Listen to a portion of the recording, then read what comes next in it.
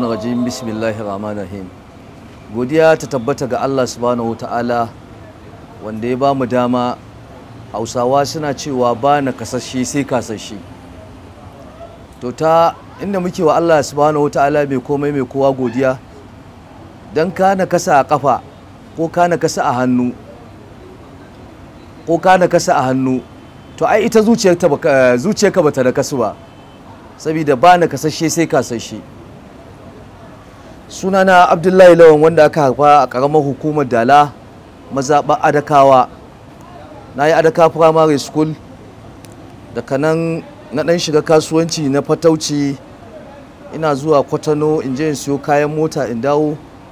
har na ɗora 'yan uwana akan harkokin. To sha'anin yau da gobe, idan abin da aka ce ba da kai za ka yi kanka da kanka ba, to wata ran ba za ka ga abin da zai taimake ka ba, ko kuma za ka iya ganin ɓacin rai.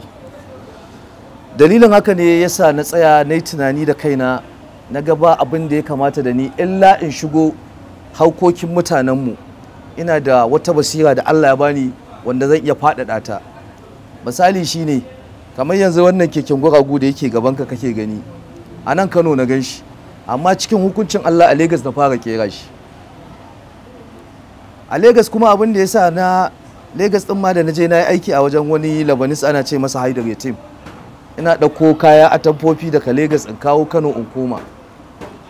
To yanayi na rayuwa na gaba abin da zai taimake ni illa har in shigo in zo ta wani fannin zan iya taimaka 'yan uwana wanda suka samu nakasa irin tawa. To cikin hukuncin Allah ya kawo mu har ga yau ga wannan waje da muke da shi na ƙungiyar guragu na jihar Kano ne. A nan an ce tuna baya shine roƙo. Daɗin daɗawa, bayan Allah ya mallaka mana wannan muka ga me ya kamata mu gina shi ta hanyar 'yan kungiyoyi da muke. Akwai mutanenmu da suke harkar UNICEF, harkar polio dinnan da sauransu, da 'yan kadarori da muka mallaka na kungiya. Shine muka zo muka sai da wasu mai 100 mai kwabo, muka fara yau kan haraji da naira 500 duk wanda ya ɗauki allowance ɗinsa a nan lokacin. Cikin ikon Allah ta kai mu ga gina wannan waje. To abin sha'awa a nan shine, kuma abin alfahari, yau da ya gashi cikin ikon Allah shekara kwana ce. Yau muna ɗaiɗaiɗai har kusan shekara 3 da tabbatar da wannan waje. To a nan shine muke kira ga masu hannu da shuni da masu arzikin da Allah ya bamu na jihar Kano da na faɗin Afirka ma gaba ɗaya. A kullum abun bakin ciki, abun takaici, kullum za a ce Hausa Fulani su ne a barace-barace. To ba haka ba ne. Mu yanzu nan kaga mun nakasa, amma yanzu ka ce in tafi diji ko danja in je in zauna ina gaishe da mutane ko ina bara, ba zan iya ba wallahi. Saboda bara ba abin yi bace. Hannun da yake mika kullun ake bai shine kasantacce. Na kwammace kai ma ka zo ka daga hannun in mika ma, tunda Allah ya bani abin yi. Ya kamata aka ce in an yi sara sai a duba bakin gatari. Yanzu kamar misali nan ka haska ka gani, za ka ga wata kungiya sa Gatan Marayu Foundation. Kungiya ce ta mazauna na bana. Suka zo suka gina mana bahol, sannan duk wata shida suna kawo guragu na kasassu wanda su ba 'yan Najeriya bane. Amma ya za a yi su encouraging ɗin mutanenmu, su tallafa musu akan su dinga ganin su akan titi suna barace-barace, suke tefa ma musu. Mu muke training ɗin da yaran. In mun gama wata 6 wannan su suke ba su kuɗin abinci, sannan kuma su zo su sai musu kayan aiki su ba su, wanda kamata a ce Hausa Fulani da Allah ya bamu mawadata a wannan jihar, a Afirka ma gaba ɗaya, an ce ɗan jihar Kano shine yafi kowa arziki. To ya kamata su ma duk su shigo ciki, mu gudu tare mu tsira tare akan wannan abubuwa. Amma yanzu kamar nan ka gani da idanka, wata kungiya ce wanda Malam Umar yake jagoranta, ta zo daga Saudiya, mazauna Saudiya ne. Akalla sun fara siyan keken guragu ɗaya, suka zo suka sayi 50, tashi ɗaya suka zo suka ƙara siyan guda 100. Yau gashi guda 50 ake magana za a ƙara musu, wanda kuma kekunan nan ana ba su ne saboda encouraging ɗinsu ya za a yi su dogara da kansu, je su samu ilimi, saboda ilimi shine ginshikin zaman rayuwar duniya ake ba su. Yanzu ina kira ga mai girma gwamna, ya kamata ya duba da idan basira, ya samar mana da advisor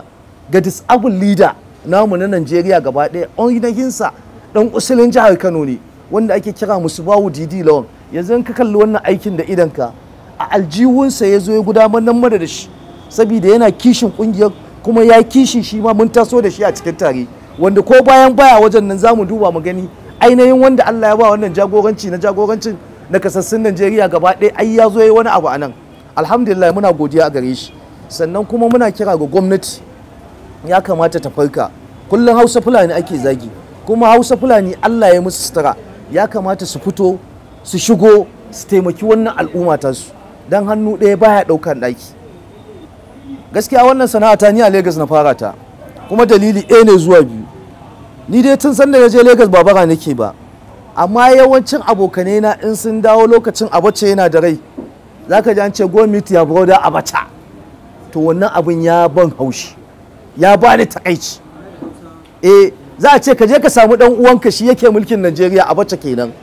to wannan abin ya so samu raina inda ya bituka to tun a Lagos din sai Allah ya bani hikima na fara hada yan uwana kekunan guragu suka fara sai da chat card yanzu sanadiyya haka a Lagos wanda na san Allah ya taimake ku su kuma sun yi arziki yanzu sun dawo suna jan wannan a daidaita sauna fe wallahi zan lissafa ma sama da mutum 20 wanda ta dalilin wannan abubuwan suka encouraging din su to kaji babban kalubalen da muka fara samu kuma in ka duba duk jamsin nan da Allah ya a Najeriya akwai Bendel akwai Ibo akwai Berabe to ba za ka taba ganin su ma suna da nasu na kasassun ba amma abin sha'awa abin alfahari ba za ka taba ganin Berabe akan gosulo yana bara ba ba za ka taba ganin Inyamuri yana bara ba ba za ka taba ganin Berabe yana bara ba za ka ga Ibo ba wai sai mu Hausa Fulani wannan abafa ba wai an ka ko a musulunci haramun ci an ce kai bara in baka da abin da zaka ci da zarar Allah ya sare ma ya hore ma bai kamata ka yi ta ba kuma abun bakin ciki abun takaici yanzu ka fita da nan da Allah ka haska zaka ga duk abubuwa da muka kera da kanmu mu ba wai fatan mu zo ka taimaka mana ba wai ka ba mu sadaka ko wani abu a'a abubuwan da muke kera da kanmu ka zo ka sa tallafinka ka siya ai na gaya ma babban bakin ciki na guda ɗaya ne lokacin da Allah ya sa nake Lagos ɗin sai a ce je ka samu dan uwanka wani shi yake da mulki yau ga wanan nan namu shugaban ƙasa janar Muhammadu Buhari yana da mulkin amma a ƙasar nan gaba ɗaya a Najeriya 36 state 36 ba mu ga inda aka yi wani yunkuri akan mutane masu bukata ta musamman ba an ce yau ga wani abu ko na tallafin corona ko wani abu aka gama lockdown ɗin nan ba mu ga Nakashasshe ɗaya da aka tallafa ba to kalubale guda ɗaya ne zuwa biyu wani sa'in zaka fito saboda yanayi da ake ciki wani zai zo ya sai kayan ka ya baka deposit kana ta jira kai ma baka san halin da yake ciki ba haka cinye wannan deposit din kuma ya dauki lokaci bai zo ba sannan wani kalubale din wani dan uwan naka kekensa zai iya lalacewa ko mashin din sai ya lalace ya zo ba yanda zai yanayi na rayuwa yanzu zai ce yana buƙatar taimako ka san dai dan uwanka ne ba yanda za a yi ka bar shi haka ko da yaya zaka samu ka jogana mushi shi ma ya samu don ya dogara da kansa da sauransu su ne kalubale alhamdulillah nasarorin da aka samu ba za su iya lissafa ba amma a takaice ta hanyar wannan sana'ar na ya aure na haihu ta hanyar wannan sana'a na gina gidana ta hanyar wannan sana'a na koyar da wasu kuma alhamdulillah ina fari har yanzu da wannan sana'a tawa dan da yanzu in tashi ban da ko kwabo na kwammace ko bashin mai ne in ciyo in to wajen sana'a ta in zauna ina zaune kafin na tashi ta wata hanyoyin Allah zai iya kawo wani abu wanda zan dogara da shi dan adam da ba a rasa shi da kalubale kala-kala da sauransu amma abin da ya fi dacewa gwamnati tana gine-gine da yawa to ya kamata a yi testin ɗinmu a jarraba mu mana a ba mu a gani za mu iya ko ba za mu iya ba amma ba a jarraba mu ba a yi komai ba amma kullum sai a ce mu ne akan titi a barace-barace ko ba a same mu an tantaɓe mu ba kawai sai a yi mana jama'u a yi mana kuɗin goro wannan abin yana bala'in ba mu takaici ko mu yanzu in na tashi na fita na ga dan uwana akan danja bakin ciki nake yanzu kaga in na wannan mota ta zan na hukun tafi ta hanyar wannan kuma sana'a Allah ya mun sutura na samu motas in ina tuki a cikin ta ba ka taba cewa ni Nakashasshe bane to in Allah ya da wannan da shekaru masu zuwa in Allah ya ba mu dama ya ara mana ararai da wannan sana'a tamu da kake gani muna alfahari kamar yadda ka shigo nan wajen kaga gaba ɗaya wasu gine-ginen da wasu katangogin mu ba mu karasa su ba to in Allah da nan cikin da nake in Allah ya yarda ta wannan sana'ar da kuma wasu hanyoyi da zamu bi na kungiyoyi na NGOs na waye za mu ga insha Allah albarkacin annabi kafin shekara 5 din nan wajen nan zaka zo ka same shi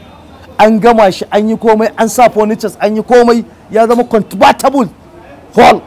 wanda duk wani mai bukata ta musamman wanda ba a haifa ba yana da haƙƙi a wajen nan, yana jiran wajen nan. Insha Allah muna alfahari da wannan abubuwan kuma muna targeting din wannan cikin yadda Allah.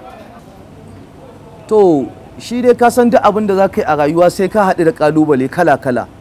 Ya kamata mutanenmu su dage, su jajirce, su zama masu kishin zucinsu, da a dinga musu wannan kallo ana cewa kullum Hausa Fulani ne a wulakance, a barace-barace, su ne Legas, su ne Fatako, su wane waye. Da su dawo gida ba lalle ba ne sai sun yi walla. Za ka ga mutum da ɗan faka ta goro,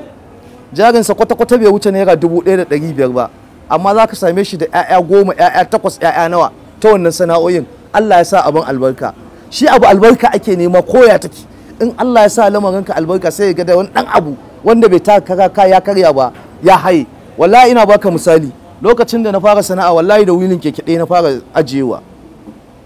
In na samu dama sai in karo wani, in na samu dama, amma ina tabbatar ma sai da ta zo na kai da kusan keke 50 haɗaɗɗu a ƙasa. Kowanne keke a yanzu ana sai da shi 25,000, 30,000. To kaga da kaɗan na dinga rainan kaina. Su ma muna da kira da mutanenmu da kaɗan su cire wannan ƙalubale, su cire kishi, su cire wasu abubuwa duk da suke damunsu. Lokaci guda ba za ka zama wani ba, sai ka bi a hankali. Su ma duk wanda suka zama wasu a hankali suka dinga bi, suka dinga rainu. To ina kiran mutanenmu da su mai da hankali, su nemi na kansu.